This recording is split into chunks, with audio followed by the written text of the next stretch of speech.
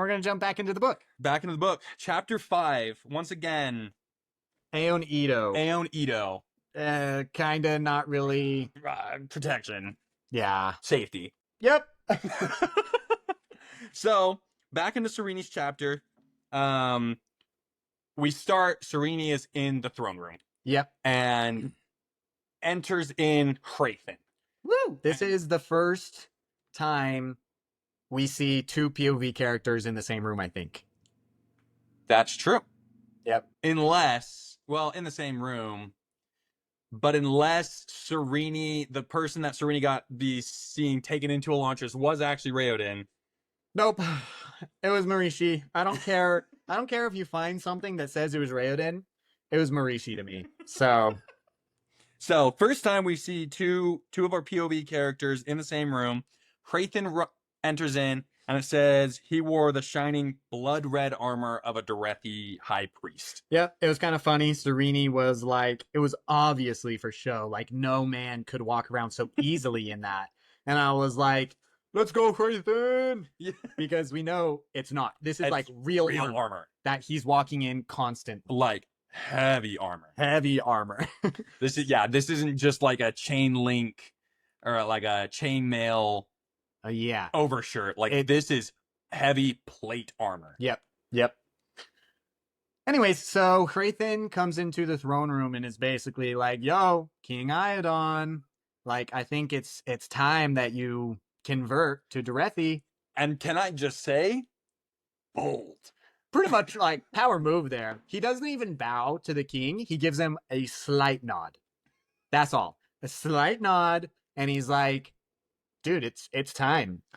And a note to him giving him a slight nod. In Fjorden, kings bow to Gjorns. Yes. Gjorn in Fjorden is higher than a king. Yeah. So it's actually saying quite a bit that Hrathen even gave him the nod. Yeah. It was his olive branch, essentially. Yeah. Like, hey, I'm in your throne room. I'm in your country.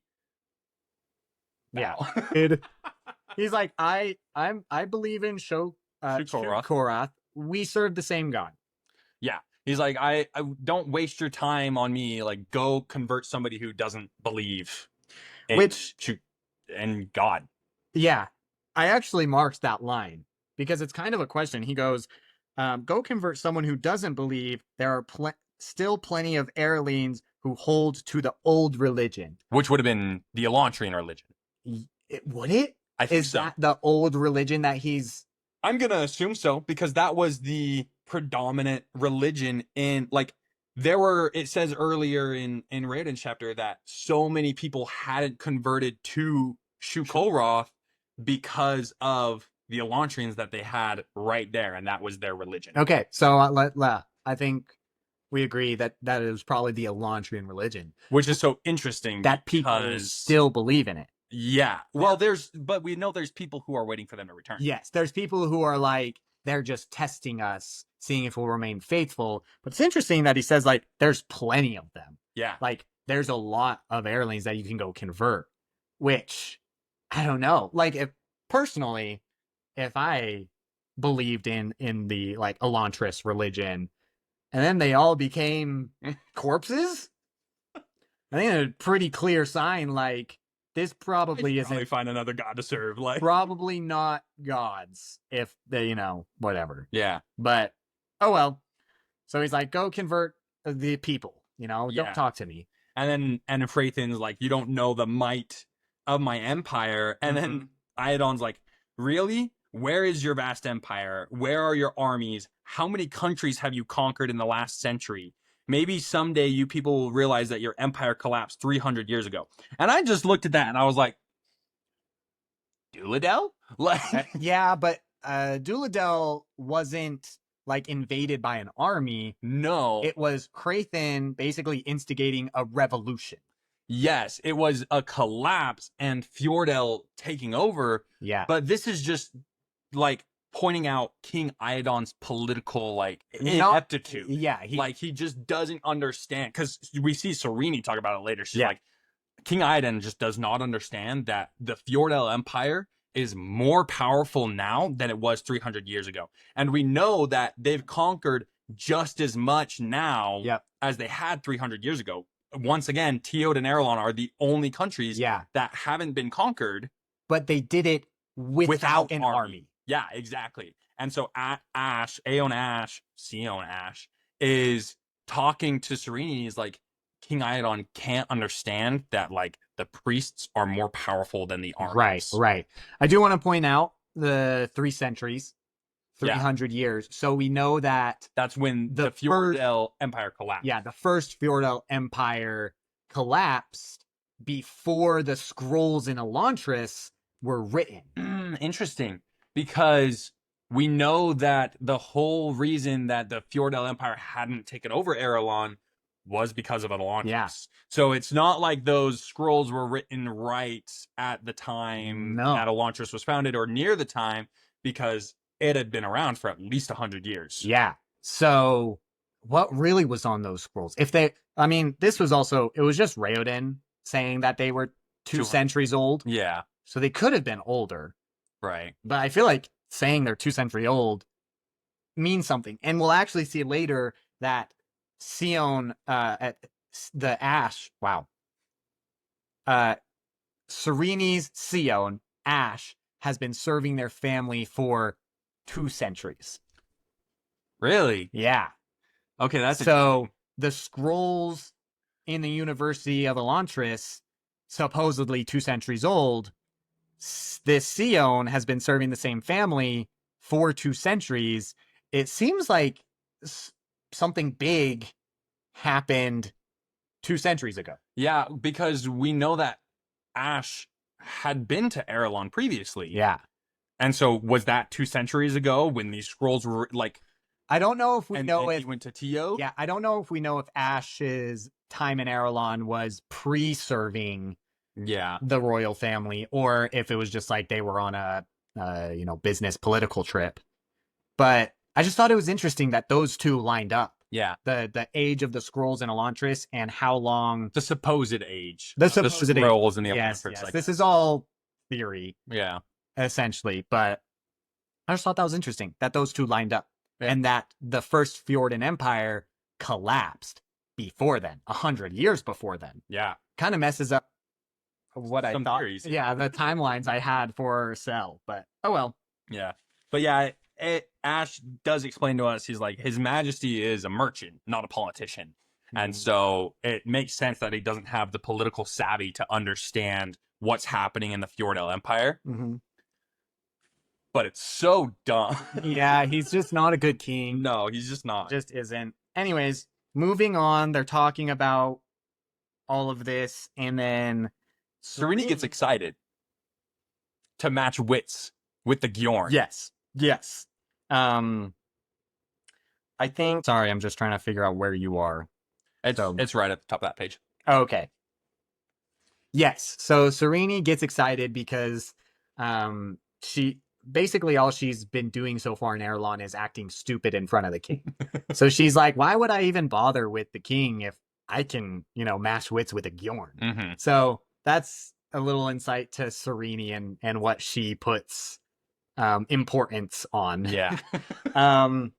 Moving down, they're talking about Fjordell, and Serene says anything is better than Fjordell rule. Yeah, because Ash is asking her like, so you're gonna help the king now? And she was like, he is my sovereign king. Like it was kind of funny for Serene to be like, because she's not had good things to say about Iadon. Yeah. And so Ash is like, so you're gonna help Iadon? And Serene's like, he is my sovereign king. And like I'm sure I pledge my fealty, I'm sure she does it with like an air of yeah. What's the word? Facetiousness. Sure. I'm sure there's an easier word for this. But she's like, well, he is my sovereign king, kind of ironically. Yeah. Anyways, but I wrote here like the reason she thinks that anything is better than Fjordell rule is because she's from Teod. And Teod was the birthplace of Shukorath. Yeah. So like Fjorden was the birthplace of Shudireth, TO'd the birthplace of Shukoroth, so they obviously have very strong and historical, feelings towards each other. Right. Whereas I feel like people in other countries, like Erelon, it's not so much. Yeah. Like we know Like that it's black and white in Teod and Fjordell. yes. And it's gray. And everywhere it else. begs the question, like, is rule under the Fjordan Empire that bad? Because we see plenty of countries and plenty of people from those countries just being like, yeah, like they have the main religion there. Yeah, like Lukel's wife Yeah. is from Thordan. Yep. Which is a Fjordell. Like Serene almost scoffs at her when she tells her where she's from. Like she's like, "Oh, you're Fjordish," and she's like, "No, I'm Svordish." Yeah. And Serene's like, Same. You know. But to those people, it's like not same. Yeah. Which makes me is feel it that bad? Yeah, it makes me feel like it's actually not super oppressive to be under Fjordell rule. Yeah. And if Raoden didn't get taken by the Sheod, and do you think that Hrathen maybe helps Raoden take the throne from his father? Do you think Raoden would be so opposed to be part of the Fjordan Empire? I don't think that happens purely because if Raoden doesn't get taken by the Sheod, he gets married to Serene, and she's going to be in his ear the whole time. Sure. But so let's cut Serene out. Okay, cutting Serene out, assuming Raoden doesn't get taken by the Sheod, Hrathen shows up and is looking for somebody to replace King Iadon, because he shows up to King Iadon's throne room, says this thing, King Iadon's like, I'm not going to convert. Does Hrathen then work with Raoden as opposed to Telleri? Because I'm sure when Hrathen shows up in Elantris, he's right away probably sending spies out or sending people out to gather information about what's going on in Erelon. And one of those things would be, hey, the king's son opposes his father all the time. Right. We know that like Raoden disagrees with his father on a lot of stuff. So you would think Hrathen would probably learn that piece of information and go to Raoden, no? Maybe. I think because Hrathen really isn't a bad guy. No. He's just not.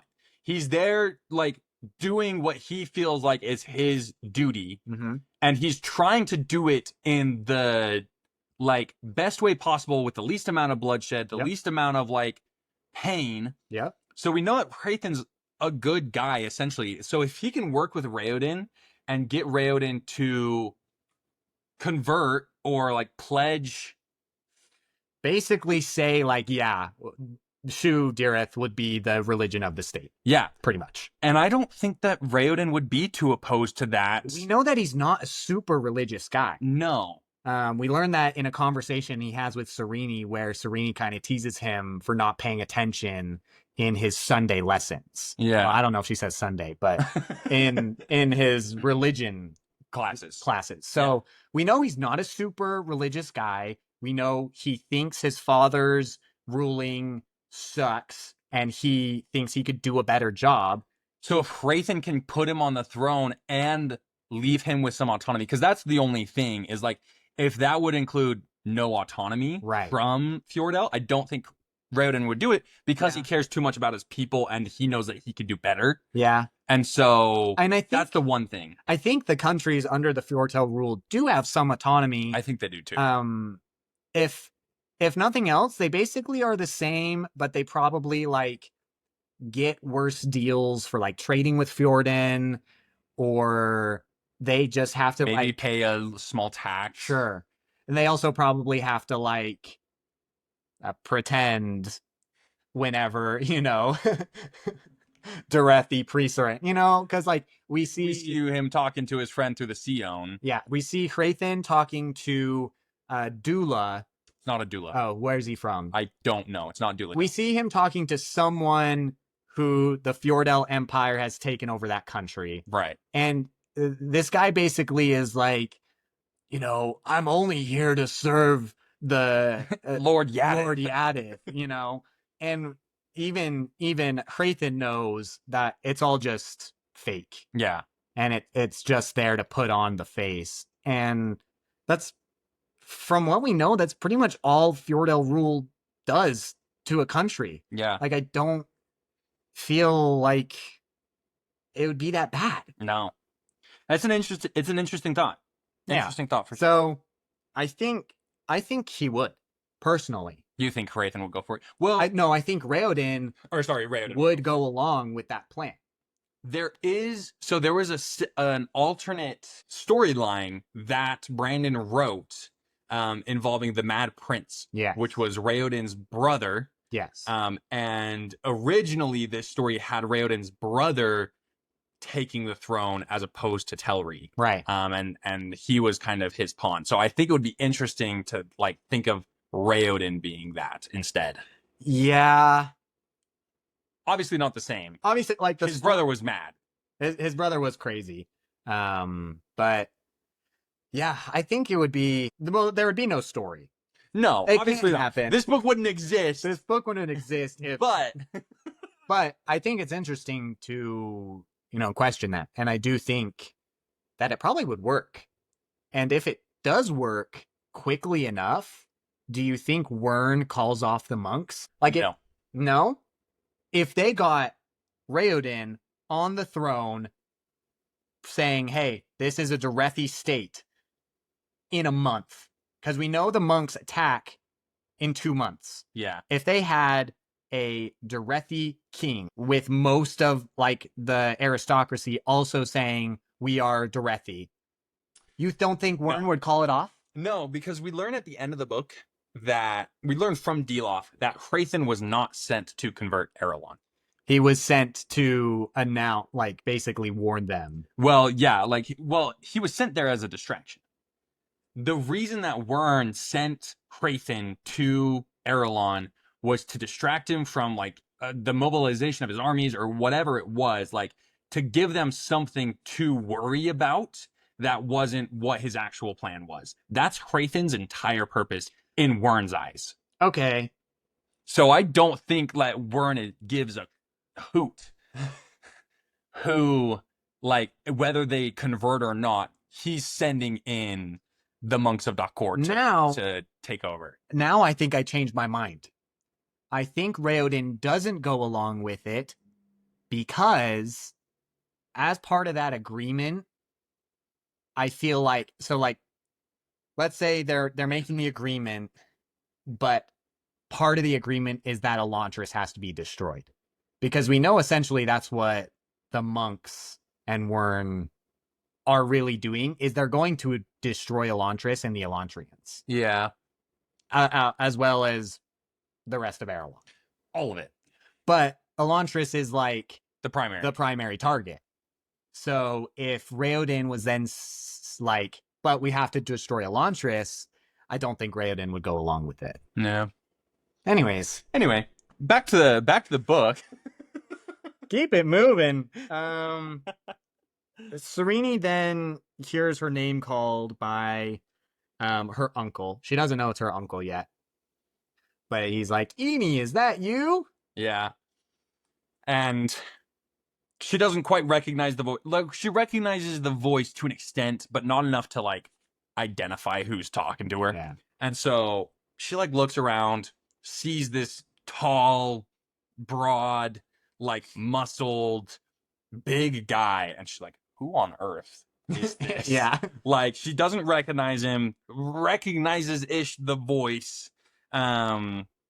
Recognizes the hug. He comes up and hugs her, and she's like, there's something familiar about this gut on my legs and this strong chest, squeezing my head. So she recognizes the hug. Yeah. And then he says, like, when I last saw you, you were only knee-high. And then it says he looked over her tall figure, and he's like, well, I doubt you were ever only knee-high, but... he says, your mother always said you'd be a lanky one. And that's when, like, it clicks for her, like, oh, I haven't seen this person in a long time. He knows my mom. Like, this and this. She's like, oh my gosh, like, Hunky K. Hunky K. Hunky K. Yeah. When she's trying to figure out who it is, as she asks Ash. And she's like, who is this lunatic? Yeah. And Ash is like, he looks familiar, my lady. I'm sorry. My memory isn't what it used to be. Now, Oh, I what? think that Sion's cognitive functions have been um, Diminished? diminished from the Rayo. Interesting. Because we know that, like, Sions obviously work off the door. They are investiture. They're from Devotion's investiture. Which means that the Aeon at the center of all the Sions currently is invalid. Because it wouldn't have because you have the Aeon Yeah, in each of the Sions, you're right.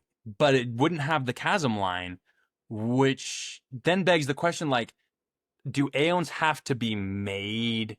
Like, are they made by a we don't actually get an answer as to how the Sions were made. Yeah. As far as we know, well, actually, I think like in the Copper Mine and Words of Brandon, we kind of find out that they're splinters Yeah. that have just gained self-conscious.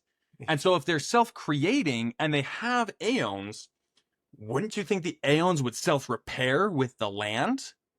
That's an interesting question. Like, if we were to look at Ash right now at this point in the book and really look at his Aeon, would it have the chasm line? Yeah. And if so, how has nobody noticed? How has nobody noticed? But then, like, if they're self-repairing, then I feel like the Sions that are in Elantris that are Rioed wouldn't actually be Rioed because they have the correct. They can't have the chasm line because we know the door is looking for a release valve and it doesn't have one. Right. And I feel like the Aeon, maybe they just don't function as actual Aeons. That's such a hard thing to actually know. And then at one point, because that's my thought is his memory's diminished because of the Riode, because he can't fully access the door, and that's what he runs off of. And I assume the chasm line is the cause of that. So what's the fix? Like when they fix the city of Elantris, maybe, and open that gateway, does that provide power for them to change, or does an Elantrian have to come in and change them, or? Well, my guess would be that we know Sions can connect with each other. So I'm going to assume that they have a connection to the door and basically all other Aeons. Okay. So I think once it gets fixed, they have an innate connection to Elantris, to the door. And so once everything gets fixed, that connection then fixes the Aeon and the center. Okay, so in a sense, self-healing, but need the pathway to the door in order to access that. They need a software update. Yeah. And they're not connected to the cloud. Beautiful. Yeah. I think obviously none of that was canon. That was our theory. But I think that's a pretty good explanation for it. Yeah. Okay. Cool. So yeah, his memory's not what it used to be, because door has pretty much been cut off from the physical realm. And they need a software update. So at least that's my headcanon. I like it. I think it makes sense. Yeah, so she starts, catching up with her uncle. Yeah, and it says that she's like, it was him. And says the voice was different, the beardless face unfamiliar, but the eyes were the same. It's always the eyes. Why is this such a repeating thing in this book where, like, that is because we see Raoden at the very beginning, like, he's fallen to the Shaode. Mm-hmm. His eyes are the same. This is how she recognizes Uncle Keon, is like the eyes, everything else is different. Yeah. The eyes are the same. And then same thing towards the end of the book when Hrathen finally recognizes Delof, it's the eyes. The eyes are the same. And so I don't know if I mentioned this in our first episode. I don't think I did, but it's so interesting to me that that Raoden's eyes are the same when taken by the Shaode, it transformed everything but his eyes. Mm-hmm. Whereas you look at Knight's Radiant, and the eyes are the only thing that changes, other than like if they're holding Stormlight and leaking that they're glowing. But like their eyes change on Roshar, but the eyes stay the same on Cell is kind of Yeah. interesting. It's interesting that eyes are such a big thing when it comes to investiture. And it's also, eyes are a big thing even on Scadrial when we're talking about hemalurgy. Yeah.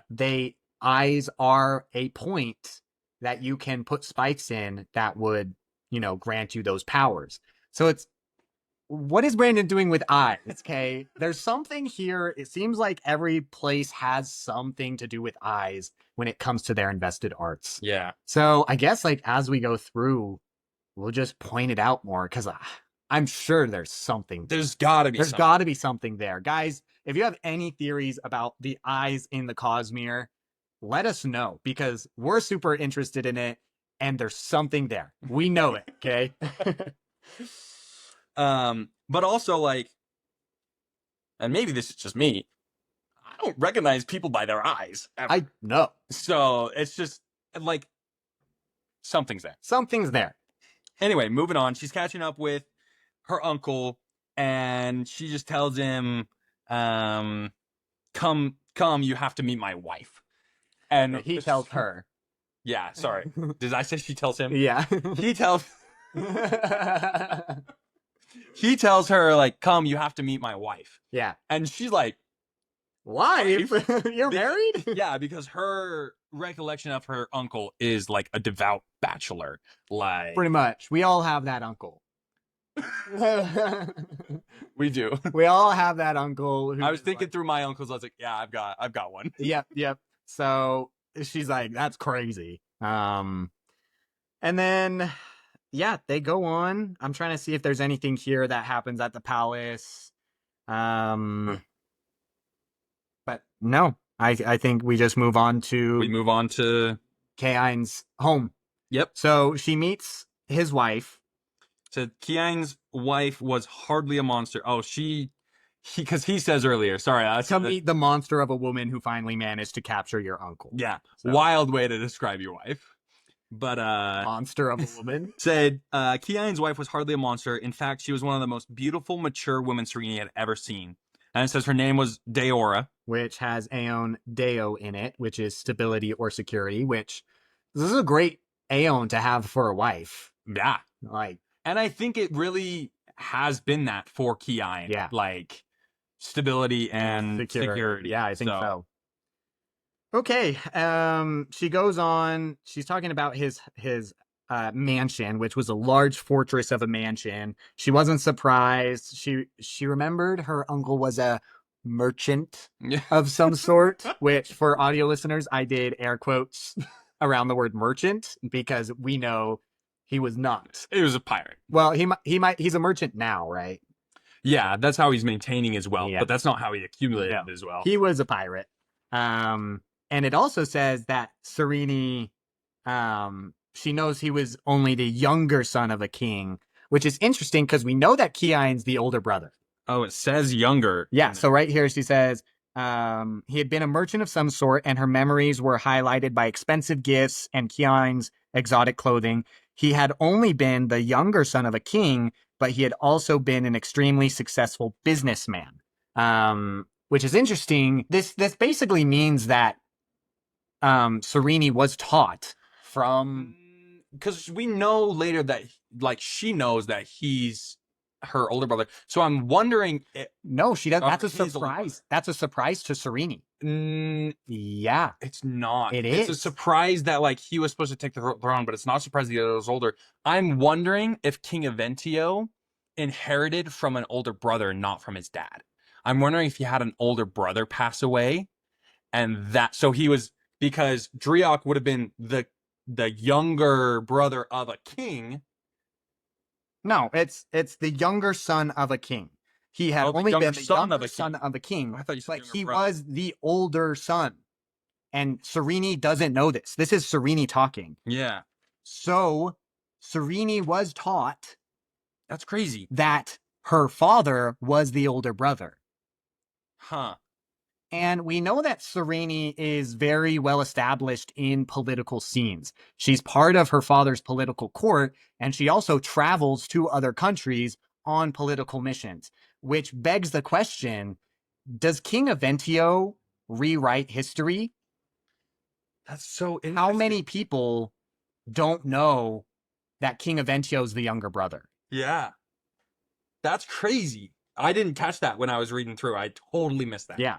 So it's kind of like, it's funny to me because Serini later in this book talks about how the Fjordell Empire changes their history for it to meet their needs. Mm. And it's ironic that it seems her father did the exact same thing. Yeah. Anyways, are you trying to look on when I'm trying to look when she like realizes that her father stole the throne, because I could have sworn that she knew he was the older brother. Yeah. Let's look for it real quick. There'll Okay. probably be a cut. All we basically learned is that he does say later that he is the older brother, Yep. and that his younger brother stole the throne. Yep. But Serini here says he's the younger brother. So we're going to assume until we find something else. Because I remember Serini thinking about it at some point, but we couldn't find it right where we were, where she learns who he was. Yeah. That reaction isn't there. And so for now, we're going to assume Eventio kind of rewrote the story and painted himself as the older brother. And even Yep. his daughter assumed that he was the older brother. Yep. So, Okay. So Serini then gets introduced to Kain's. on that note, not very noble and majestic of Eventio, Tio being noble and majesty. Yeah. Yeah. True. But it kind of fits with the trope of like your classic king. Yeah. Anyways, here we go. We get introduced to Kain's kids. So we first meet K-Ice, which means calmness and serenity. This was the funniest name Aeon that I found. Yeah, so Aeon Ki means calmness and serenity, which we know that Ki is anything but calm or serene. Yeah, and I was thinking here, I'm like, maybe she'll grow into it, you know? Maybe in the second book of Elantris, because we know that the second book actually follows Kain's kids. They're like the main POVs. Yeah, that will follow. So maybe she'll become calm and serene, but right now, not quite so much. No. And then we meet the younger brother, Daorn, which Deo is the same as Daora. as Daora, which means stability and security. Yeah. And he's just kind of, he just gets annoyed with his sister. Yeah, I've always thought of these two as twins. Yeah. They're not, but They're not. I've thought like that in my head. That's kind of the image I have of them is like twins. They interact like I feel twins would. Like they're always trying to outdo each other. Yeah. And everything. So those are his younger kids. I feel like it is a like brained up version of Rough Nut and Tough Nut. That's the image I have of K-Ice and Daora is like actually smart Rough Nut and Tough Nut. So I like it. I like that quite a bit. Rough Nut and Tough Nut is from How to Train Your Dragon. If you guys, if you didn't know. Not a Cosmere reference. Nope, not in the slightest. We then meet Lukel, which is from Daora's previous marriage. Jake has some thoughts and theories on Lukel because Lukel does not have an Aeon in his name, which is strange. Yeah. The only person really that we've met so far that doesn't is Galadon and Hrathen. And like anybody who's from outside of Erelon. Right. And we all obviously know Daora is Ereline. She's got an Aeon. But her oldest son doesn't. So Daora had 2 kids in her previous marriage. Lukel and Adian. Lukel and Adian are full brothers. Okay. Now Adian, as you can probably tell, has an Aeon in his name. Yes. Ayin, which means wisdom. So here's the little headcanon I came up with. All right, let's hear it. In Daora's previous marriage, she was married to someone outside of Erelon. Okay. In my head, I'm thinking Svordish. That's where I was thinking too. I'm thinking Svordish because one, like Lukel doesn't have an Aeon in his name. Right. And Lukel marries a Swardish girl when he goes to study, or he meets her when he goes to study in Sworden. Yes. So obviously, why would he go to Sworden? Some connection. Some connection there. Now, why does she no longer have that first husband? I think is because Kain met her on his Kian met her on his travels. They fell in love while she was married. And Kian, being from Teod, starts to convert her to Shukorath.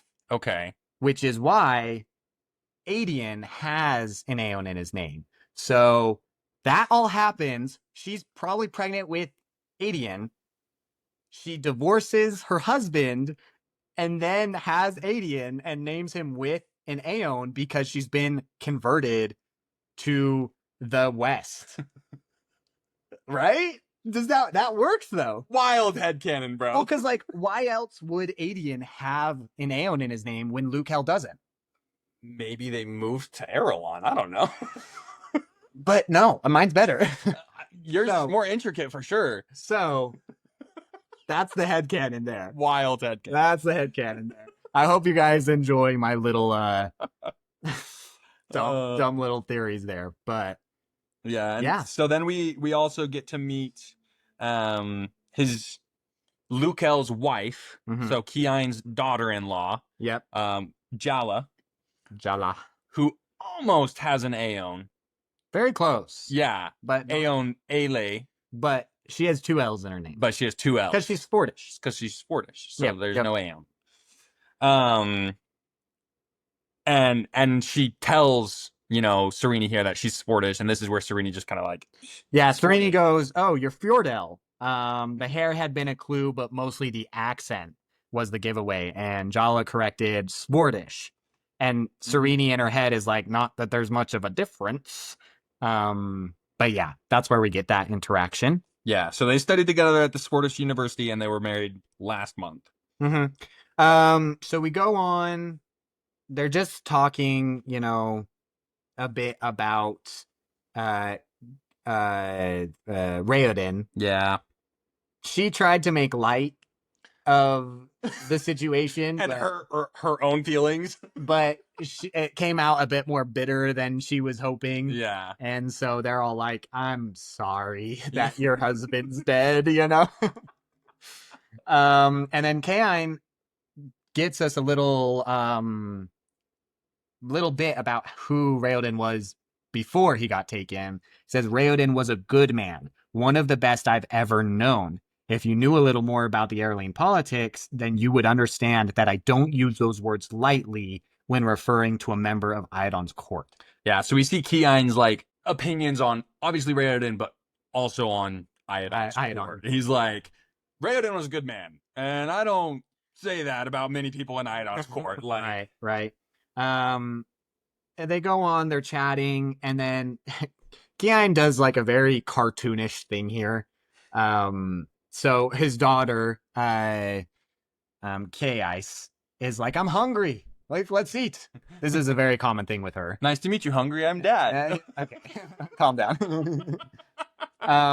No, his cartoonish thing is that he's like, my cooking's on a precise schedule, like it could never burn. And then he like sniffs the air and is like, crap, and runs. Like, that's so like cartoon, like people just being like Bugs Bunny. Yeah, like he leaves a little Kain smoke impression as he speeds off. I thought that was funny. Serenia is like, Uncle Kain is cooking.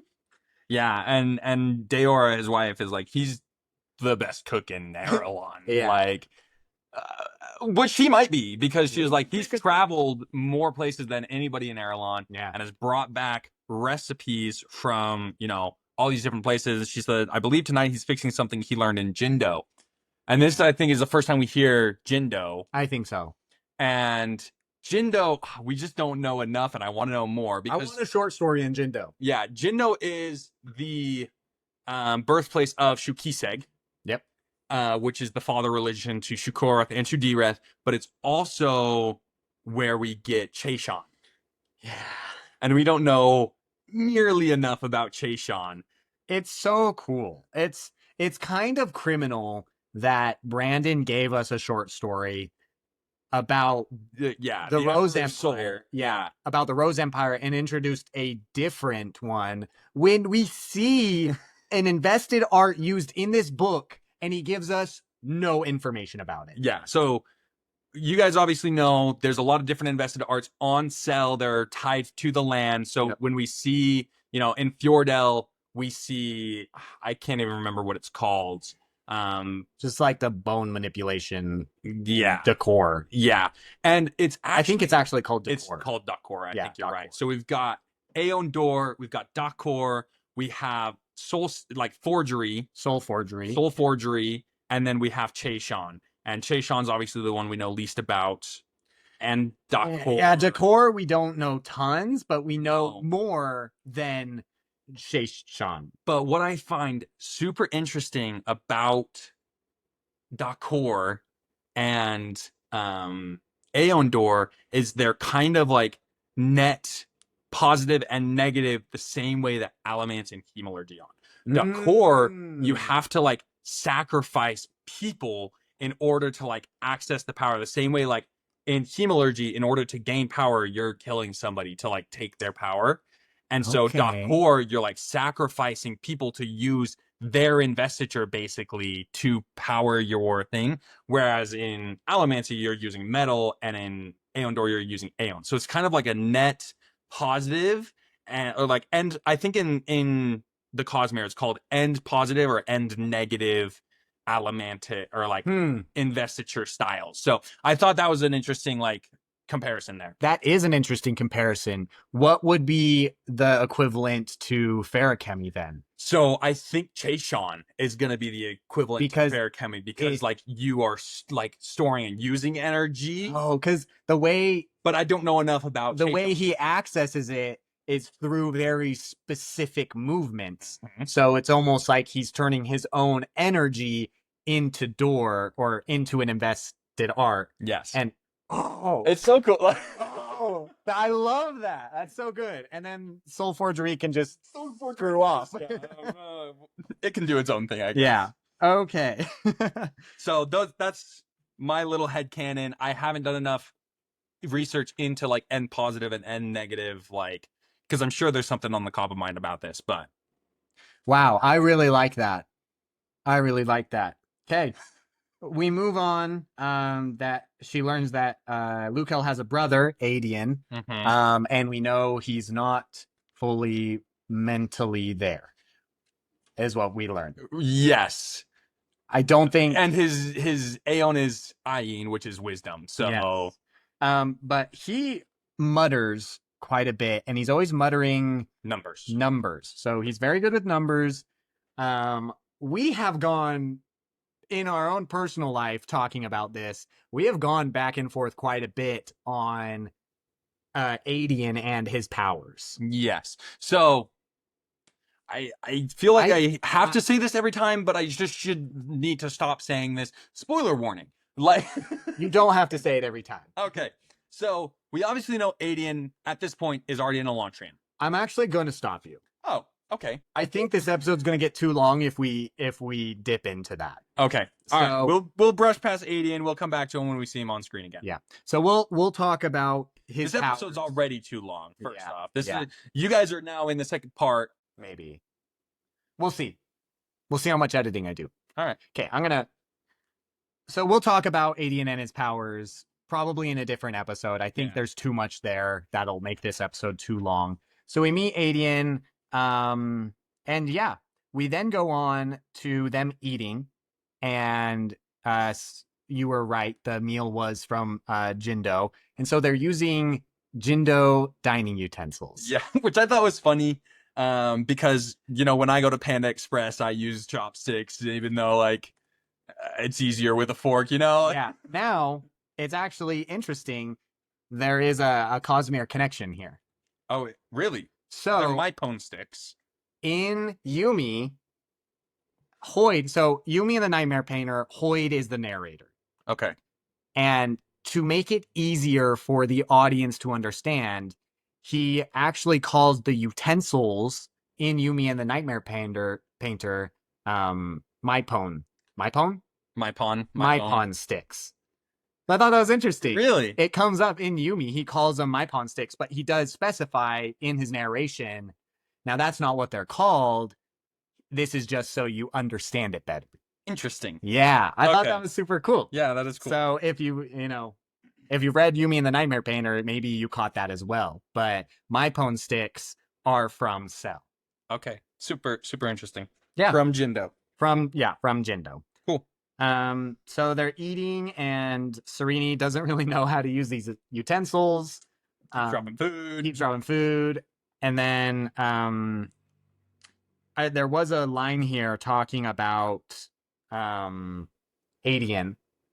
It says he ate awkwardly, his motions stiff and uncontrolled. Mm-hmm. Which I couldn't decide whether to attribute that to him being an Elantrian. Yeah. Or him being not fully mentally there. Yeah. Because you would think, like, he's probably hungry. Because we know that, like, no matter how much food you eat when you're an Elantrian, I feel like your hunger doesn't get sated. At all. I don't know about at all. I think it does a little bit, but I feel pretty strongly that the hunger that they're feeling is the lack of door.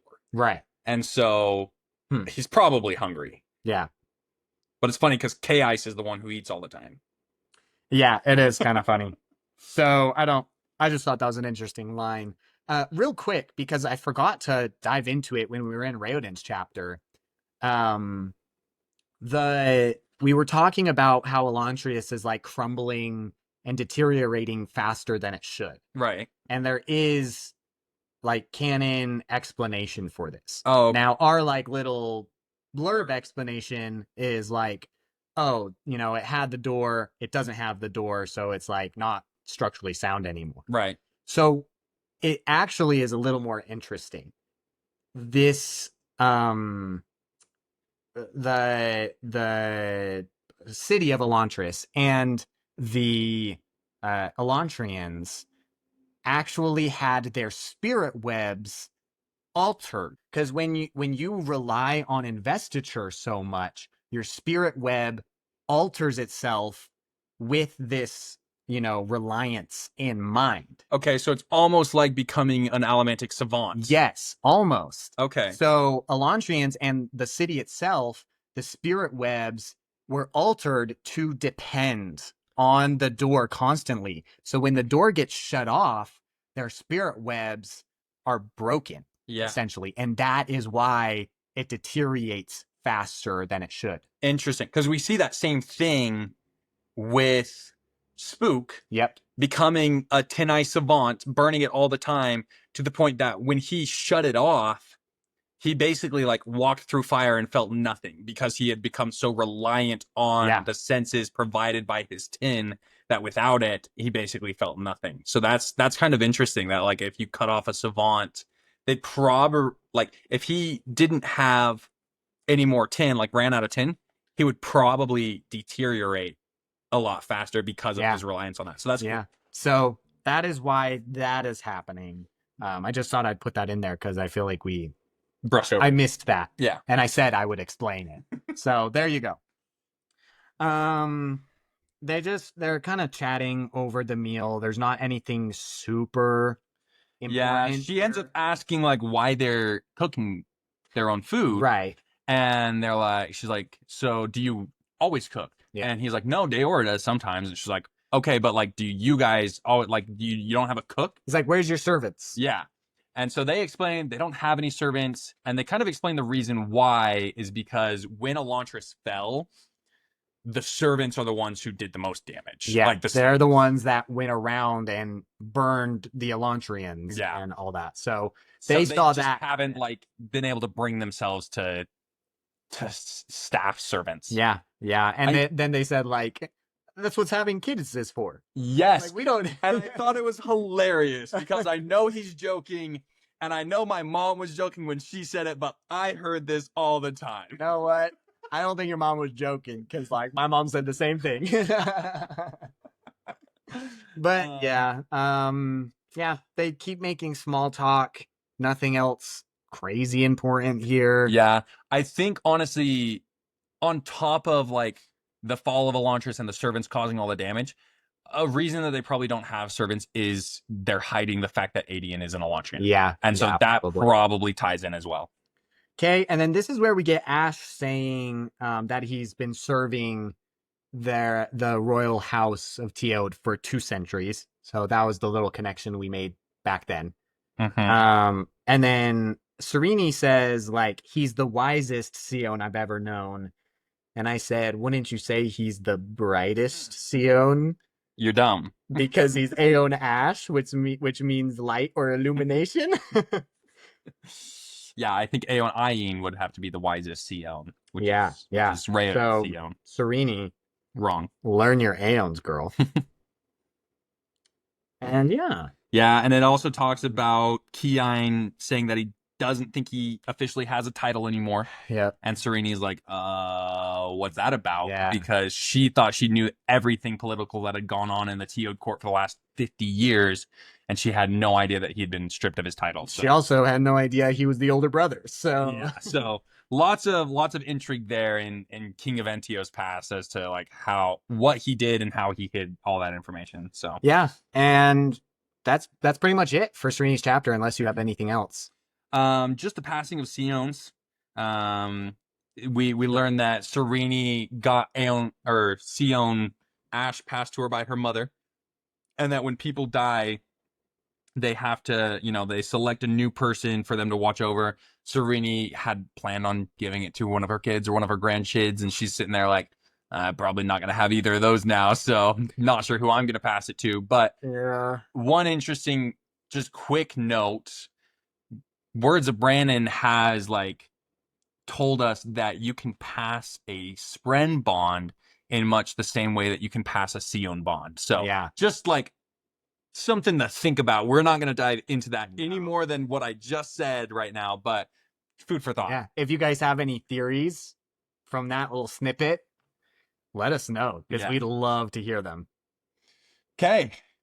Moving on to Hrathen's chapter. Hrathen, chapter 6. Yeah. Honestly, all 6 pages of it. Yep. It's pretty light. Yeah. It's a pretty short chapter, and there's not really much to dive into here. Everything that's said on page is pretty straightforward. Yeah. One thing, like just right at the beginning here, he talks about the collapse of the Dulidan Republic and says the memories of the Dulidan Revolution were still stark in Hrathen's mind. The death, blood, and chaos. Such a cataclysm had to be avoided. So we get a little bit more into like Hrathen's like intentions and reasoning. Like he really is trying to save Erelon from like that kind of destruction. Like Hrathen actually a good guy. Yeah. And I'll probably be saying this the whole book. Like Hrathen's intentions are good. Yeah. And he's actually doing what he thinks is best. And honestly, that's just great for his character development. Yes. I think. And this is kind of where we learned that it was Hrathen that basically instigated the revolution in Dulidan. Yes. So we learn a little bit about that. Yeah. He goes on, he's talking to Deloff. He says, hey, I was in the court. I saw this person. Mm-hmm. I didn't recognize her. She's taller. She's, blonde. And Deloff's like, what was she wearing? He's like, oh, she was wearing all black. He's like, oh, that's the new princess. Yep. So they're talking about Sereni. Yeah. And Hrathen's a little worried. He says a Teod princess could be a problem, and Deloff's like, nothing can hinder Yadith's empire. Oh my gosh. Dude, Deloff is like kind of cringy. Yeah. I'm not gonna lie. Like, obviously he's a zealot and everything, but even Hrathen gets fed up with him. Yeah, he's like, dude. Saying that stuff. He's like, bro, give me something I can work with. Because they're talking about how Teod and Fjorden are basically natural enemies because Shukoroth, Shoot, Direth, blah, blah, blah, blah, blah. We already got into that. But they're going through, and Deloff is just like being that zealot where he's not giving Hrathen anything to work with. And he's talking about it here, and he also talks about it when they're talking about the Elantrians, because Hrathen is interested in the Elantrians later in this chapter. Yeah. But one thing we see here is Delof asks, like, how could one woman be a danger to you, your holiness? And I just took that and I was like, by making him question his faith, his life choices, his religion, his like everything, and turn against everything he's ever known, I think she could kind of be a little bit of a danger. A little bit, just a little bit. And so Hrathen goes on to say, like, I'll show you a way to destroy a nation. Blah blah blah. Yeah. They eventually arrive On the Elantris city wall. on the Elantris city wall, which I have something here. Okay. Because I don't. So what you got is great. He talked about how the city wall was firm. Now, okay, interesting. Now, this basically alludes to saying that maybe the wall wasn't infused with Aeon Dor. Yeah. Because we know the rest of Elantris is, and that's why the rest of Elantris is decaying and crumbling so quickly. But the wall is firm. And so firm, in fact, that like Hrathen doesn't think they would be able to destroy the steps, in an emergency. So we know it's like solid rock, which basically means like the city wall wasn't like really part of Elantris. Yeah.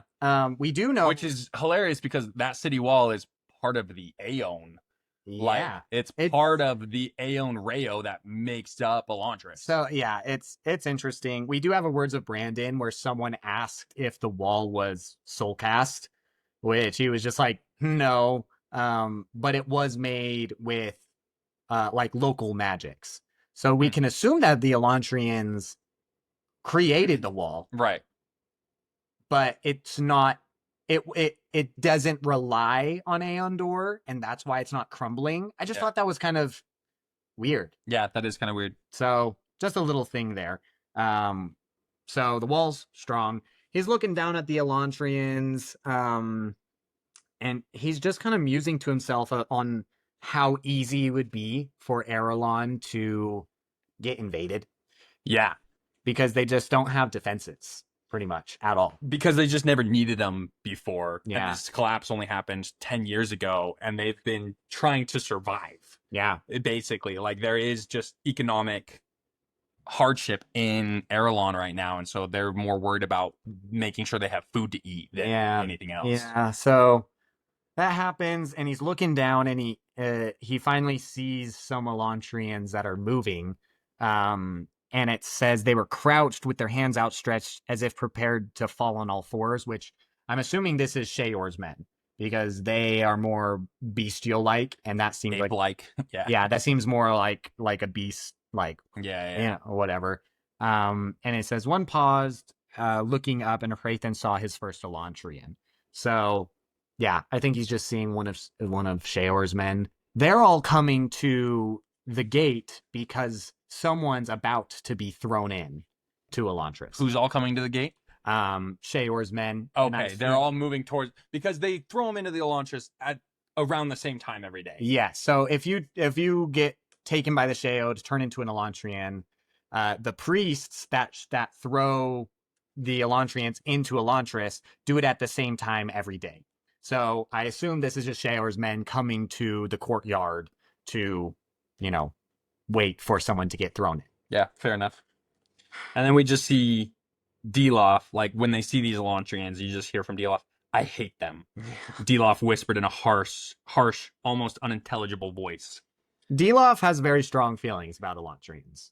For good reason. Kind of good reason. Yeah.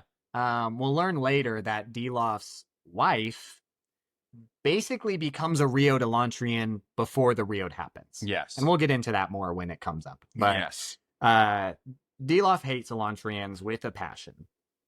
Pretty much. And then they go on to speculate that, like, the Elantrians in Shudireth, they believe that Lord Yadith is what caused the Elantrians to cause the Raod, basically. Right. And this is where Hrethin is like asking Delof to tell him more about him. Yeah, and Delof, like, is not helpful. He says, "Tell me of them," and he says, "They are foul, loathsome creatures. Thinking of them makes my heart grow sick and my mind feel tainted. I pray every day for their destruction." And this is where Hrethin's like, "Dude, You can be too passionate. yeah, you're doing a little too much." And so he kind of rebukes him, and he says, "Ardith, I understand you have strong feelings, but if you are to be my Odiv, you will need to see through your prejudices.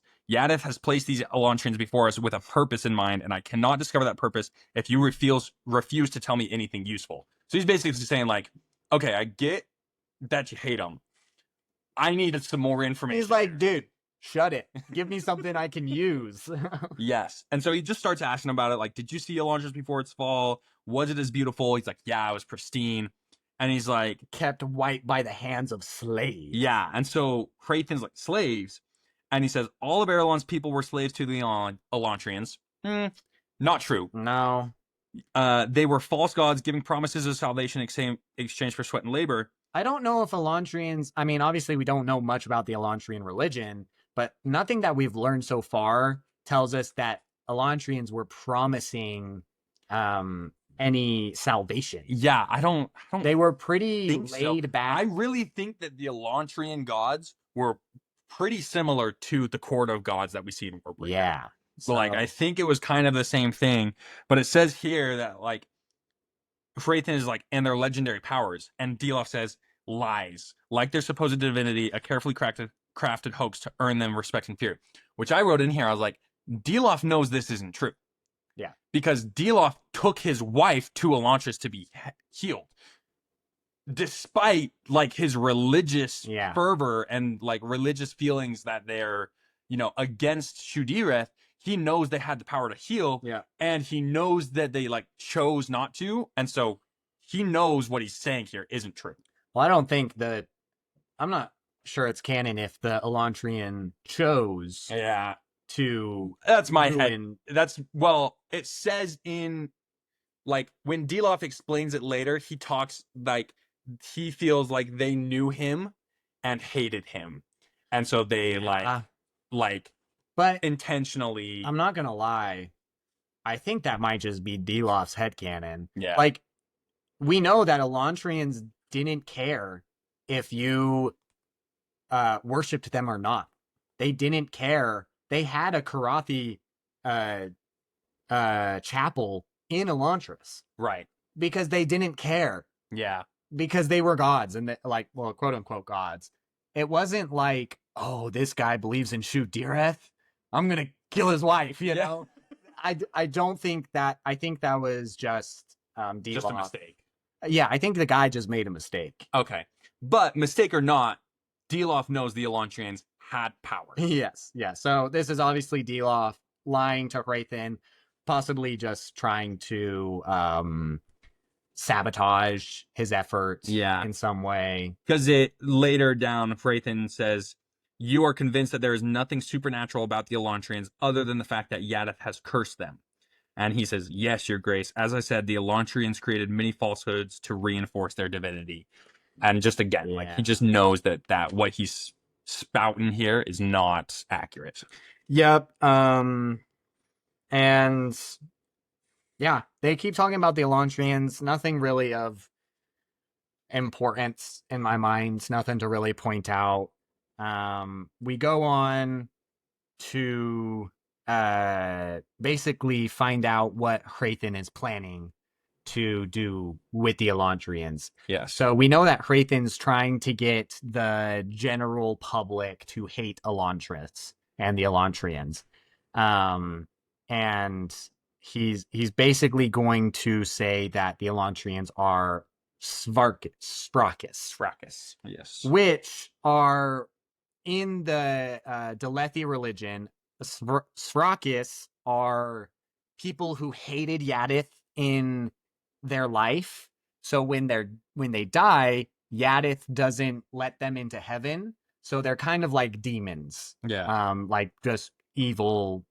I think they're described as pure evil. So he's basically going to say that the Elantrians are the Sprakis, But Hrathen doesn't really believe this, and Yeah, and Delof calls him out on it. Yeah, Delof calls him out on it. But I did want to talk a little bit about the Sfrakis. So the Sfrakis are not from Shu-Kireth originally. Shudireth? Shu-Direth originally. Okay. It actually comes from Svorden.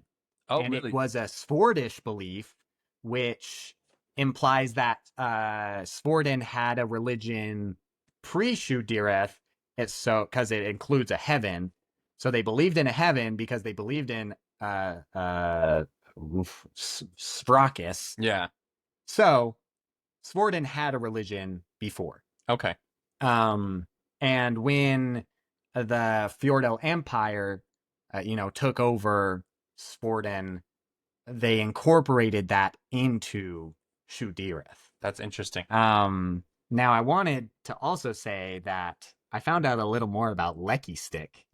Oh, really? Because I was doing research on Svorden, and Lecky Stick is actually a Svordish sport. Oh, okay.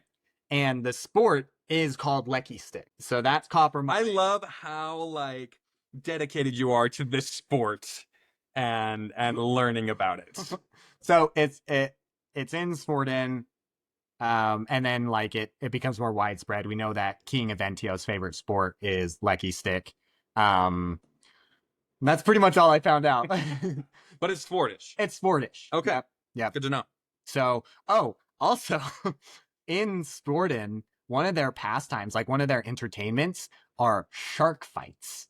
Really? Yeah. So dog fights, but I assume they put two sharks in a tank and the sharks fight.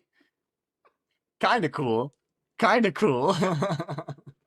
Anyways. Yeah. So anyway, Delof calls Hrathen out. He's like, you don't really believe it, do you, that these are Sfrakis? Yeah. And Hrathen says, it doesn't matter. It's logical and people will follow it. Yep.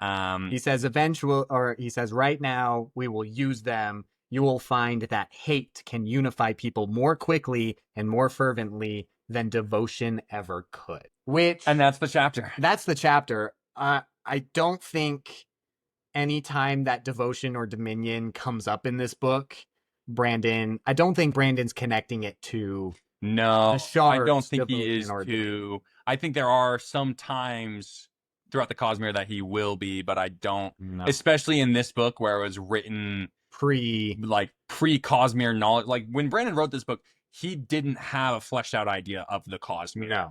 I think by the time he published it, he did. And so I think he probably went back and made some adjustments, but I don't think we can tie every time we see the word dominion or devotion into a shard. I think the adjustments were probably just making sure nothing in this story contradicted the Cosmere. Not so much he was going to inject Cosmere stuff into the story. Yeah.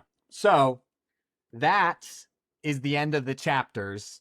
And now we can do our second segment of the episode, the Cosmere question of the week. Yes, sir. And we're so excited because we have a real question from someone who commented. Let me pull it up real quick. This is from the Unstable Dawnshard. Kind of a banger name. This was commented on our Spotify. So if you're on Spotify, I guess you can comment rather than leave a review. You can drop a rating. You can rate us and leave a comment in that rating. I'm pretty sure what is. So, for Spotify users, leave your questions in the comments, I guess. So here's the question. I was wondering if both of you could give your 2 cents on this. Book Oathbringer, Chapter 119, Unity.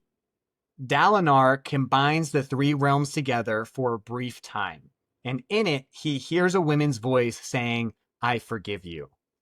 Is this Evie? Evie. Is this Evie actually saying she forgives him? Or is this Dalinar's psyche granting him closure in the form of Evie saying she forgives him? How do you both interpret this scene? Beautiful question. Love the question. Thank you so much, the Unstable Dawnshard, for it. And this might take a while. I So Jake went through and did some research on this. I have Jax did not. 3 or 4 Coppermine pages pulled up Okay. that have to do with this. Yeah. But So when I read this question, I already knew what my answer was. And so I'm going here mostly based off of like feels and like my head canon. But Yeah. Jake did some research, so he's So- gonna walk us through that. well, I want to hear what you think first before I get into like facts and stuff that's kind of canon. How did you interpret it? I don't know that I had thought about it much before this question got asked. Okay. I hadn't really like Didn't notice it too much. yeah. Okay. I mean, obviously, I remember reading it, I noticed it, but I didn't think about either implication too much. Okay. I think that it probably is Evie from the spiritual realm because he's combining the 3 realms. Okay. I think it is her quote unquote spirit from the spiritual realm forgetting him. Okay. I like the take. And that is Are you gonna tell me I'm wrong? well, no, I couldn't really tell you you're wrong Okay. because there's no super definitive answer here unless like Brandon said it, Okay. right? But that is one direction that I did go in. Okay. So well, there's only 2 directions to go in. There's so... well, no. There's a couple. okay, my bad. Let's flesh out this direction. All right. So you believe that it's Evie in the spiritual realm, that when Dalinar reaches in and grabs the spiritual realm, he hears this voice, and you think it's Evie's spirit web being able to connect with Dalinar and say, I forgive you. Yeah. Is the basis of what it is. Yep. Okay, so let's get into it. First, we need to talk about the spiritual realm, because there's not tons we really know about it too much. No, and both of us have only read Wind and Truth once, which Right. is the only time we really see on-screen spirit realm, and both of us rushed through that reading. Neither of us took the time we should have taken to really like get flesh it out. everything that we could about a Wind and Truth. So we're gonna have to read it again before we know more about the spiritual realm. So I went pretty deep into the spiritual realm Coppermine page. Okay. And I can't say that I'm a pro at it or that I fully understand any of it because it's pretty complicated. But what we do know is that there's a few things that are connected to the spiritual realm. One of them is connection.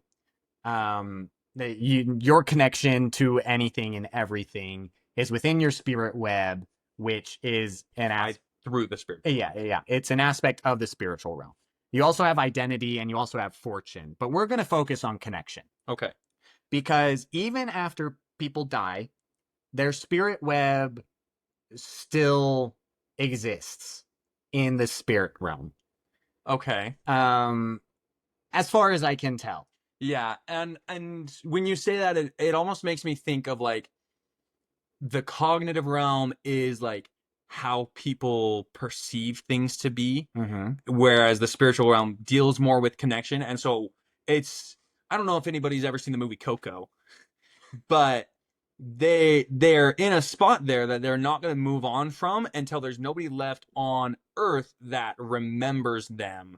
And so I feel like almost the spiritual realm, you wouldn't move on. Like your spirit web still exists, your connection still exists, while there's still people in the physical realm that you are connected to. Yes, I agree. I think that's a pretty good interpretation of it.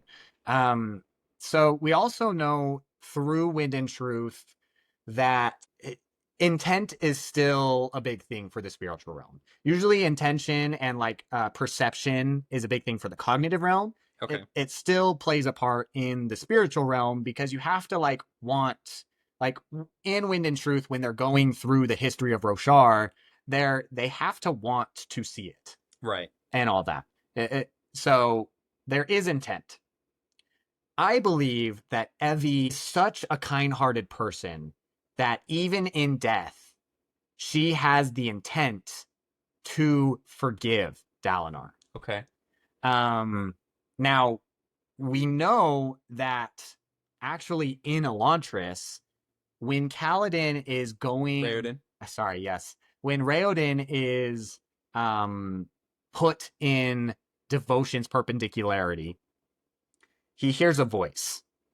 And it is believed that this voice is devotion's prior wishes filtering through from the spiritual realm. Okay, interesting. So we know that now. So it's like Aona's intent. Yes, left behind. it was Aona's intent before she was splintered to welcome the Elantrians to the spiritual realm. So when Raoden enters a perpendicularity, which connects to the spiritual realm, he hears this intent from Aona, the vessel of devotion. Okay. So we know that intent can get filtered through a perpendicularity. Right. And we know that Evie has a connection to Dalinar, obviously. So it's not, impossible to think that this voice is just Evie's intent filtering through the spiritual realm from the connection they had. Yeah. I like that. I Okay. like that a lot. Now, It's not necessarily like Evie is still aware and around and like sees that Dalinar is opening a perpendicularity and like intentionally speaks to him. It's more like the connection and intent she left behind was one of forgiveness. And so when he reaches into that spiritual realm, that intent kind of comes to him. which is very heartwarming. Yeah. And I like it. I don't think that's what it is. Oh. Okay, cool. Mostly because we have this. This is on Evie's Coppermind page, and it's talking about it's under the legacy portion. So if you want to go read it, feel free. Dalinar would later begin to hear voices of all those he had killed, with Evie being the loudest among them. This drove him to drink heavily, withdrawing from public life. Eventually, he visited the Night Watcher, following Evie's stories to her, and asked her for forgiveness in his part of Evie's death. As the Night Watcher was incapable of understanding this request, Cultivation intervened and took away all of Dalinar's memory of his wife. Now, we know that what Dalinar wanted was forgiveness. Okay.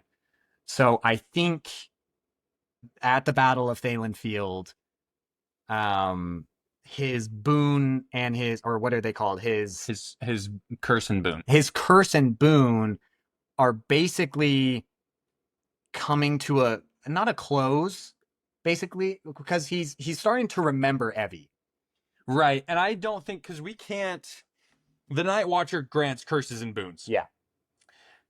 And I just don't know that Cultivation does it quite in the same way, because every other time we see a curse and a boon from the Night Watcher, it's permanent. Yeah.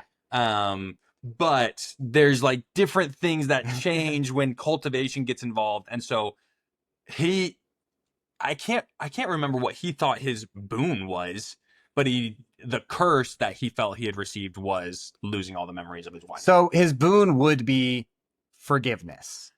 But he doesn't remember his wife, so he can't remember asking for his, this forgiveness until he starts to remember him meeting Cultivation. Right, but we see in like on screen, because Adolin at one point thinks that the visions he's receiving are because of his visit to the Night Watcher. Yeah. And so he asks him, like, could this be this? And Dalinar's like, no, I know what my curse and my boon are.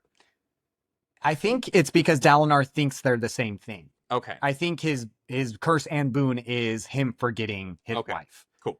But it plays into this theory that I don't know how widespread it is. I feel like it's pretty widespread, that Cultivation was basically preparing Dalinar to pick up the Shard of Honor. And preparing Taravangian to pick up the Shard of Odium. And preparing Lift to take up the Shard of Cultivation. Which maybe we'll see that come to fruition. Basically, what I think is this is Cultivation's power. He's basically come to this point where he's going like, I am unity. Cultivation has basically been nudging Dalinar to become unity in the sense that he will be prepared to pick up the Shard of Honor. Mhm. And I think this is probably more cultivation's intent, where like you're doing what I want you, Evie forgives you, sort of thing. Okay, interesting. So you think it's more of his like boon from Yes. cultivation? I think this is speaking. cultivation holding up her end of the bargain of like, you wanted forgiveness. Here's your like, I forgive you. Oh, interesting. So whichever one you want to believe, I think there's merit for both. Yeah, or that it's just Dalinar's psyche Yeah. forgiving I himself. don't think so. I just don't think so. I don't think that one's true. I don't think it's just Dalinar's head like granting himself forgiveness. Yeah. So that's our 2 cents. So thanks, the Unstable Dawn Shard, for the question. Loved. This was honestly one of my favorite parts of my week, was researching that. this. Okay. Because that's this whole podcast is, we love diving into the Coppermind, and that's why we've started this podcast. And it was super fun and super exciting for me to do all this research for it.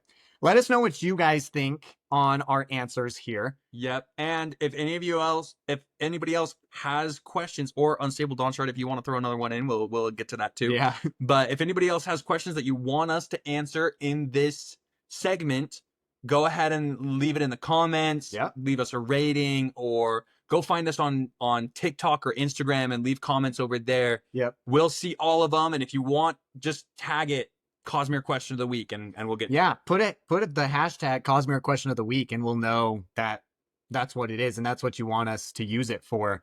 Our handle on basically everything is at Into the Coppermind. I think that's all we have for you guys this week, and join us next time as we dive into the Coppermind. That's a wrap.